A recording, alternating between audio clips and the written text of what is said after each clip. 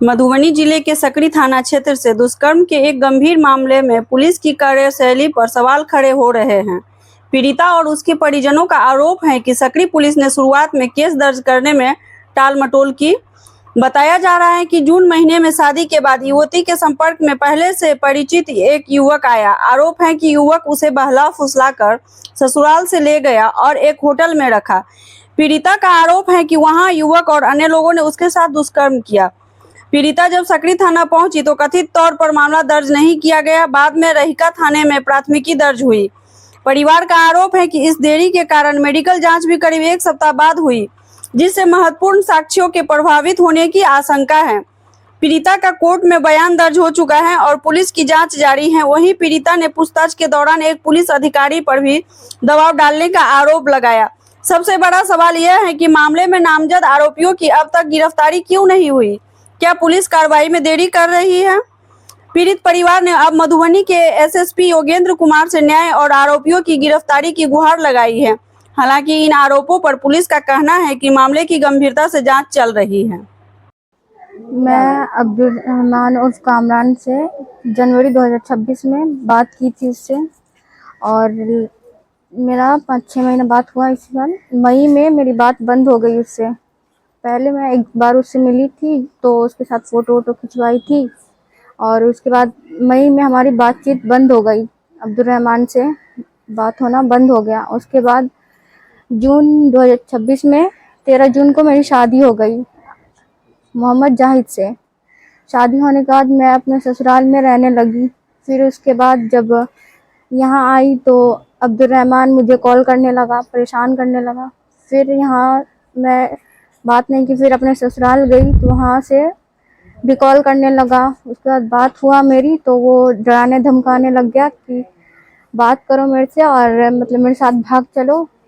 अपने ससुराल से जेवर पैसा लेकर वो धमकाने लगा, अगर नहीं भागती हो तो मैं तुम्हारा फ़ोटो वीडियो वायरल कर दूंगा, पोस्ट कर दूंगा। तो मैं डर गई और इसीलिए वहाँ से अब्दुल रहमान मेरे ससुराल गया 16 जुलाई को वहाँ गया। वहाँ 4:30 बजे मुझे वहाँ से स्कूटी पर ले आया। मेरे ससुराल से यहाँ धरौड़ा से आगे लोटस होटल में ले गया। वहाँ कामरान मुझे साथ लेकर गया। वहाँ ले जाने के बाद रूम बुक किया किसी और आईडी से। वहाँ पर आधार कार्ड लेते हैं, जो कि वो किसी और के आधार कार्ड से संजय नेम से था। मेरा भी एक किसी और नेम से ही आधार कार्ड दिया, रूम बुक किया 16 तारीख को। उसके बाद वहाँ 16 को पूरी दिन पूरी रात वहाँ मेरे साथ रहा अब्दुल रहमान कामरान। यानी कि मेरे साथ जोर ज़बरदस्ती किया, वो सब कुछ दुष्कर्म किया। मेरे मना करने के बावजूद भी वो मेरे को बोल रखा था कि मैं उससे शादी करूँगा। तो मैंने कहा कि ठीक है, जब निकाह हो जाएगा तब मेरे साथ संबंध बनाना। लेकिन वो नहीं समझा, फिर भी बनाता रहा मेरे साथ संबंध। और उसके बाद फिर वो 16 तारीख को पूरी दिन पूरी रात रहा। फिर 17 को सुबह में चला आया वहाँ से, यहाँ धरौड़ा से यहाँ सकरी चला आया। वो आने के बाद पता ना चले किसी को वो मेरे साथ था 16 तारीख को। उसके बाद आने के बाद जब वो चला आया यहाँ तो मेरे घर वालों को पता चला, तो फिर ये लोग उसको लेकर गए। उससे पहले वहाँ मुखिया कबीरुद्दीन मुखिया, शुएब, कमरुद्दीन, शमशाद, इरशाद, ये सब लोग पहले वहाँ गए। मुखिया ने मेरे साथ रेप किया और बाकी के 4 लोगों ने भी मेरे साथ ज़बरदस्ती किया, मारपीट किया। मारपीट करने के बाद मुखिया ने मुझे धमकाया कि अगर मैं किसी को बताती हूँ कि वो मेरे साथ ऐसा ऐसा किए हैं, और वो अब्दुल रहमान के बारे में बोला कि उसके बारे में नहीं बोलना किसी को, कि वो मुझे अपने ससुराल से यहाँ इस होटल में लाकर रखा है, मैं किसी को ना बता, और अगर किसी को बताती हूँ तो मेरे घर वालों को परेशान करेंगे और उन्हें मार डालने की धमकी दी। मुखिया कबीरुद्दीन ने मुझे ये धमकी दिया। और उसके बाद फिर वो लोग धमका कर मारपीट कर सब कुछ करके चला आए, वहाँ से चले आए। फिर जब मेरे घर वालों को पता चला तो 10 बजे करीब मेरे घर वाले गए। उस टाइम भी पहले मुखिया ही पहुँचा।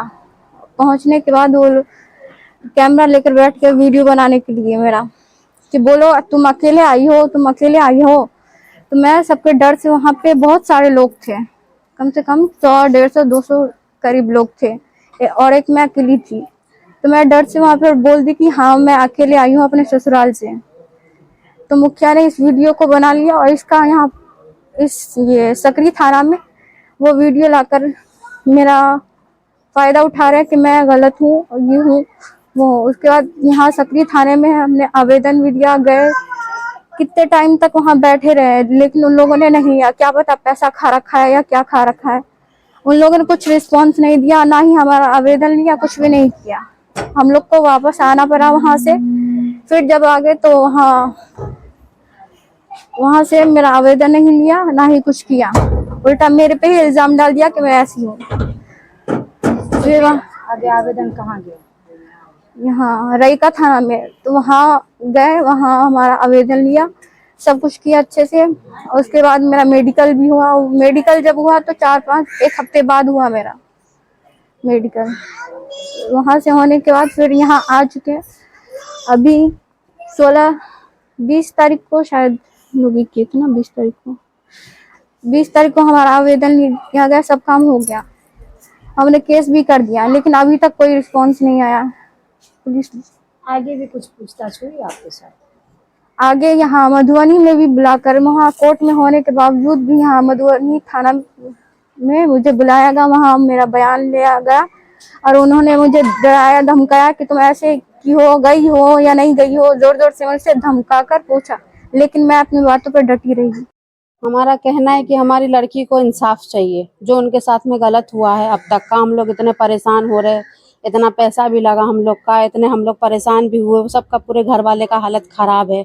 और वो लड़का जो है, आरोपी जो है, खुलेआम घूम रहा है, उसको कोई फिक्र नहीं है, ना उसका घर वाला नहीं ढूंढ के ला रहा है, नहीं कुछ कर रहा है। हमको लड़की को इंसाफ चाहिए। कहीं से भी उसको पकड़, थाना पुलिस भी किया तो कोई अभी रिस्पॉन्स नहीं दे रहा है कुछ भी, बस इधर से उधर घुमा रहा है, हम लोग को दौड़ा रहा है, बस हो गया। हमको इंसाफ चाहिए कि लड़की को उस आरोपी को कहीं से भी ढूंढ के ला। पूरी इज्जत हमारी खराब हो गई, ऊपर से पैसा भी बहुत लगा, ऊपर से हम लोग की हालत बहुत खराब हो गए इस सब के पीछे। और वो जो है लड़के वाले जो है, वो आरोपी जो है, उन लोग बहुत पैसे वाले हैं, दबंग लोग हैं, तो वो सबको पैसे से अपनी मुट्ठी में ले लेते हैं।